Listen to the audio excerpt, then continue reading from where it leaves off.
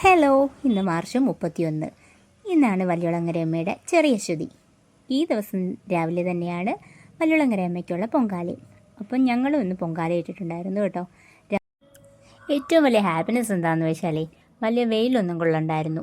രാവിലെ തന്നെയായിരുന്നു പൊങ്കാല 6:45 ഇപ്പം നമ്മളൊരു 6 മണിയൊക്കെ ആയപ്പോഴത്തേക്കും വന്നെല്ലാം സെറ്റ് ചെയ്തിട്ടുണ്ടായിരുന്നു. അങ്ങനെ എല്ലാ വർഷവും ഇതുപോലെ ഞാൻ പൊങ്കാല ഇടാറുണ്ടായിരുന്നു കേട്ടോ. കല്യാണത്തിന് മുൻപും കല്യാണത്തിന് ശേഷം 1-2 തവണ ഇട്ടിട്ടില്ല. പ്രത്യേകിച്ചൊരാഗ്രഹത്തിന് വേണ്ടിയൊന്നുമല്ല, എൻ്റെ ഒരു ഹാപ്പിനെസ്സിന് വേണ്ടി ഇടുന്നതാണ് കേട്ടോ. അങ്ങനെ ഇപ്രാവശ്യം നമുക്ക് പൊങ്കാല ഇടാൻ കഴിഞ്ഞു. പൊങ്കാല നേരത്തെ തന്നെ ഇട്ട് കഴിഞ്ഞെങ്കിലും അതൊന്ന് തളിച്ച് വരാനേ ധാരാളം സമയമെടുക്കും. കാരണം അതിന് മാത്രം പൊങ്കാലയാണേ ഉള്ളത്.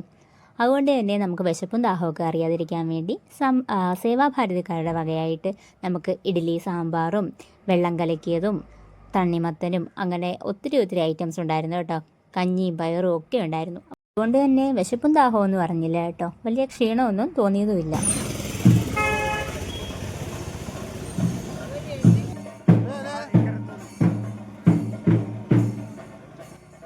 അങ്ങനെ ചെറിയ അശ്വതിയോടുകൂടി ഈ വർഷത്തെ അശ്വതി മഹോത്സവം എല്ലാം ഇവിടെ അവസാനിക്കുകയാണ്. ഇനി ഒരു വർഷം നമ്മളിങ്ങനെ അടുത്ത അശ്വതിക്കായിട്ടുള്ള കാത്തിരിപ്പിലാണ്. അപ്പം ഞാൻ ദേവിക്കാണെങ്കിൽ ഒരു മാല കൊടുക്കുകയുണ്ടായി. അപ്പം സാധാ അമ്പലങ്ങളിലൊക്കെ ഉത്സവം 5 ദിവസവും 10 ദിവസങ്ങളിലൊക്കെ അല്ലേ.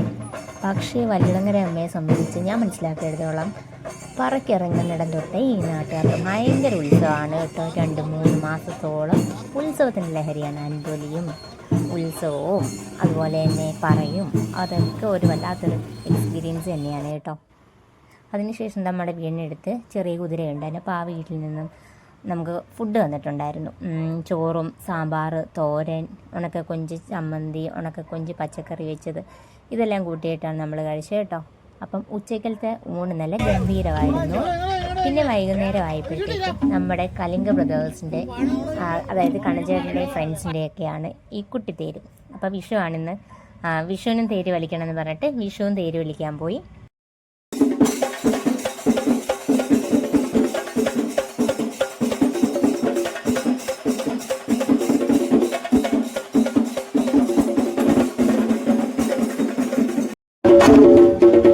ധാരാളം കുട്ടിത്തേരുകളൊക്കെ കണ്ട് കേട്ടോ. പോകുന്ന വഴിയിലെ കാഴ്ചകളൊക്കെ അതിമനോഹരമായിരുന്നു, വളരെ രസകരമായിരുന്നു.